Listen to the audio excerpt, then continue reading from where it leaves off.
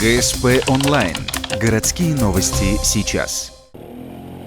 23 июля на карьере Усть-Ухты пройдут гонки на квадроциклах. Предполагается более 30 участников. Клубы «Барибал», «Ягморт», «11-я миля», «Все свои» и просто любители грязи и бездорожья. Приедут даже из Сыктывкара и близлежащих районов. Эти ребята не понаслышке знают, как справиться с адреналином и не упасть лицом в грязь. Хотя от этого не застрахованы даже опытные пилоты. Виражи, трамплины, змейки и качели, водяные ванны и, казалось бы, непроходимая грязь. Преодолеть можно все. Главное – крепкие руки и голова на плечах. Хотя и техника значение имеет. Он 270 килограмм, объемом двигателя 800 кубических сантиметров и 70 лошадиных сил.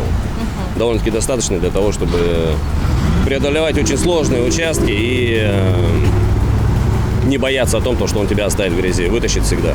Ежегодная встреча «Квадробратья» состоится в 5-й раз. Трасса каждый год дорабатывается. Время ее прохождения от 1 минуты и до момента, пока не помогут вытащить железного друга из грязи. Категории 2 – от 500 до 625 кубов и от 800 и выше. Для гостей увлекательного зрелища предусмотрена полевая кухня, где еще вы отведаете чай на углях из 40-литрового самовара. Стать свидетелями квадрогонок может любой желающий. Напомним, 23 июля в субботу в 12:00 карьер Усть-Ухты. Вас ждут незабываемые впечатления.